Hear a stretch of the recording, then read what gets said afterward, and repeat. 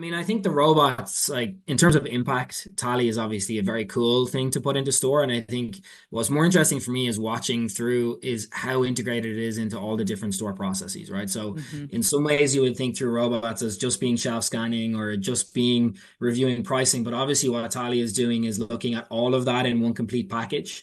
And there's there's clearly a CapEx consideration of installing robots across your entire fleet. I mean, I think one of the most interesting parts of what Schnucks have done is that they've kind of gone all in on all of the technology that we see swirling around in the industry, and robots and ESLs and everything are always talked about and have been talked about for a few years.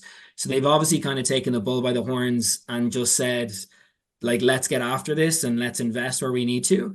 And when you walk a grocery store, and both of you know from having worked in a grocery store, I mean, Dave has always had the luxury of sitting in an office somewhere, but the rest of us who've worked in a grocery store understand the kind of difficulties of like stocking out and seeing gaps. And it's the worst, one of the worst things customers sees is gaps. And then as a retail leader, you walk in the back of the store and you're like, that product that should be on the shelf is just sitting back here and we could sell it.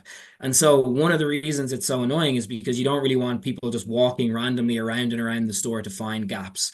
So for me, that's like one of the biggest, like great examples of this being a technology to kill a repetitive task that is value added, but also really hard to see the execution on the store floor from.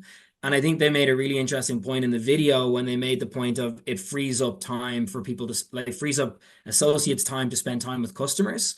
You're basically prioritizing engagement over task completion in this scenario. And so in every way, it ticks a ton of boxes, but the biggest consideration is going to be whether you have the investment to actually go after it then.